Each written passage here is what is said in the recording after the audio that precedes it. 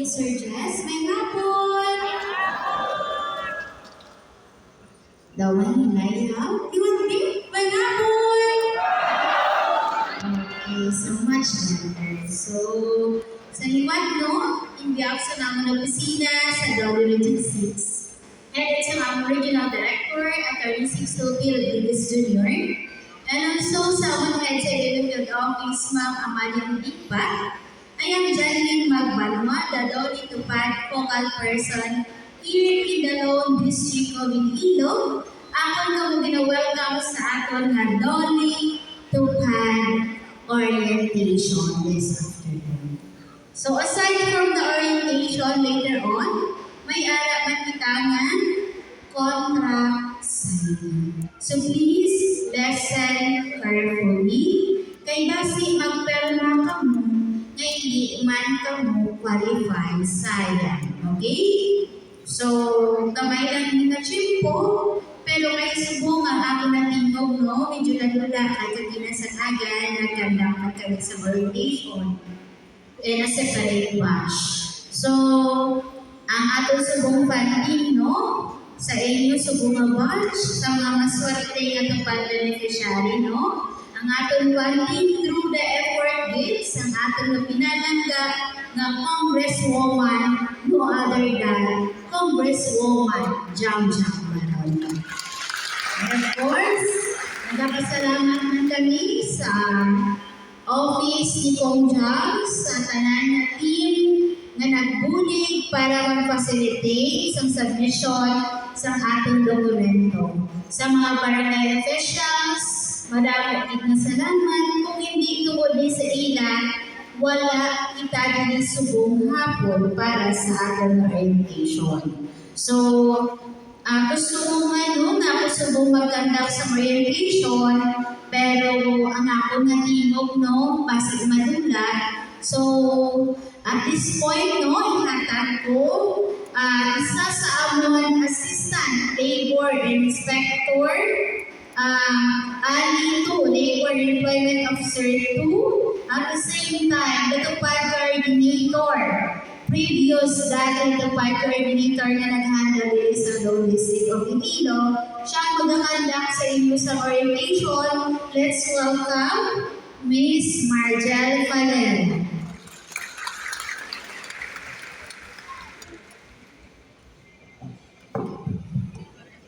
So, hello, good afternoon. Okay, so before ako proceed sa ato ng proper na tupad orientation, so mapilala ko ba? So, ako si Marjan Dolina, so kung kumasubo, ang mga tupad coordinators, nagabulit na mag-process ang inyong papeles. So, dira si Ms. Ansel sa Bulo, si Ms. Darlene, Sir JB, si Nico, at si Brian. So, sila na ang mga tupad coordinators, nagabulit process ang inyong documents para mapadasig kapag ari ka mo subong sa aton nga tupad orientation. So, since all sa inyo ang baguhanon or hindi familiar sa atong tupad na programa, may ari ko rin na bago, na wala kabalo sa tupad na programa. So, tandaan mo pala na kung ano ang tupad. Okay, so mga katigos na sila, isa-isa ko na sa inyo kung ano naging ang tupad na programa ni Dole kung ano na doon mga guidelines and reminders. So, ang tupad, muna siya ang tulong panghanap buhay para sa ating disadvantaged workers. So, ang tupad ang programa ni Dole, short-term emergency employment ini na ginahatak sa atong mga disadvantaged workers. Meaning, pag-aobrahan ni Danay, antes ka mo makakuha sa inyong sweldo. Hindi nga, matawag ka lang kami sa inyo kung maghatag sa kwarta or sweldo ninyo. Ay, pag-aobrahan ni 10 days, kapag tapos sa 10 days, may mga requirements kita or kamo maipasa sa amon kakabuhin na ang pag-process natin sa inyong sweldo. So, ang tupad na programa na Dole, nagpangita na or nagakuha na sa atong mga disadvantaged workers. And only ang tinatawag natin na disadvantaged workers.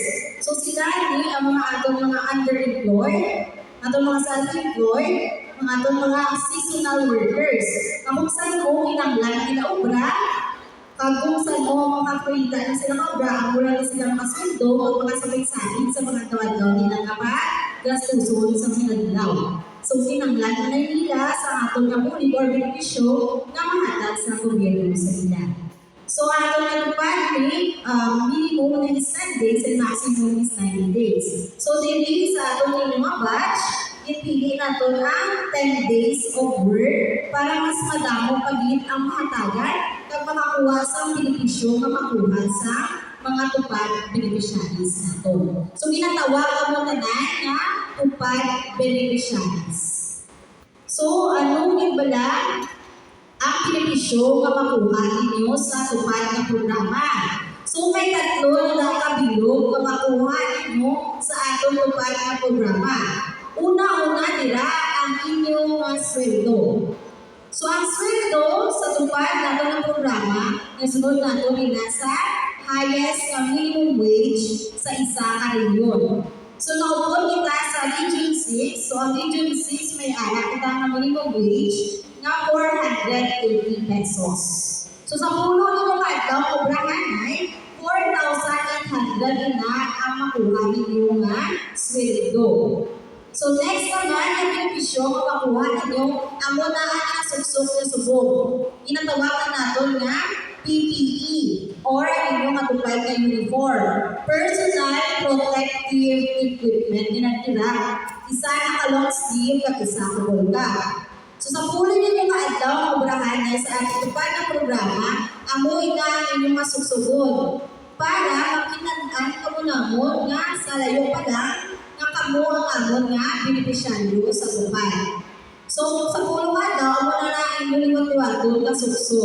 So, apat naman nakaulas sa isa ka daw, pwede nyo na inabhan, kapakasunod nga daw, amo na inyong nga gamiton nga uniform.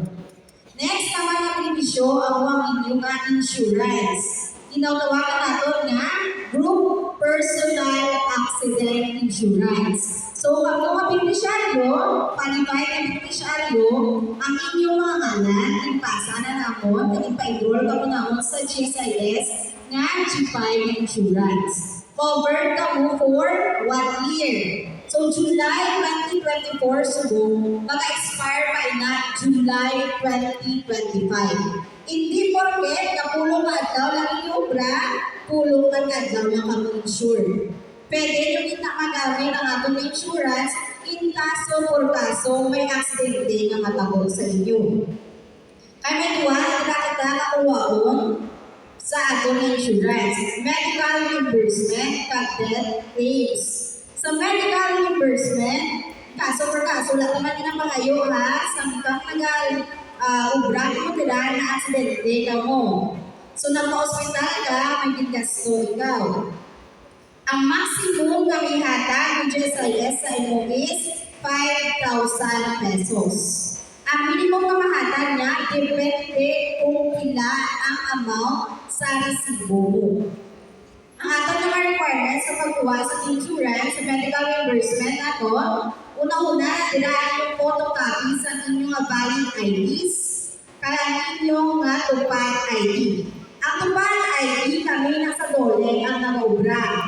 So, kuhaon pa na sa amon. So, amo na tupad ID, photocopy sa tupad ID, ang inyong valid ID, medical na statement, kandira, medical certificate, kag ang inyong resibo sa gasto ninyo sa inyong pagka-hospital. Kag ang pictures sa inyong sa aksidente ka mo. So, dapat sa inyong resibo, kung ikaw ang mga benepisyaryo, inyong manatanggalan sa resibo. Kaya para mabalikan ang inyong gastos. Pero, kung sa resibo ninyo, nag-amount na nila 6,000 pesos, 5,000 lang na ibalik ng GSIS. Kaya ang maximum na ihatag ng GSIS is 5,000. Kung 200 pesos ang imo, dala nga resibo, may gastos na, 200 pa nga ang ibalik ng GSIS sa inyo. So, kung mga dira na lang o mga 100 pa lang, basta hindi na lang nato na pag-process. Kaya kanugol man sa pag-process yung sa papeles, Nga 100 pesos naman ibalik ni Jesayes sa inyo kaya kulang na sa inyong resibo. So, yeah, kita na ikaduwa ang aton nga death claims. So, the death claims, na-aksidente ka, wala ito pa na pangayo, doon surahan, ka-aksidente, tama na din ka, nga namatay ang beneficiaryo. So, may ara kita na nga death claims. May bereavement nga 50,000, may ara kita na death claims nga 10,000. So, valid in total sa inyong death claims is 60,000 pesos. Makuha namin na kung ang beneficiaryo napatay tungkol sa aksidente. Ano ang requirements para makaprocess ang atong death claims? So, una-una, nakatira ang photocopy sa ID sa beneficiaryo mismo, photocopy sa iyang matupad ID, photocopy sa ID sa iyang beneficiary ng mga process, blatter report. Dapat sa blatter report, nila nakasaysay kung ano ang natagong sa accreditation.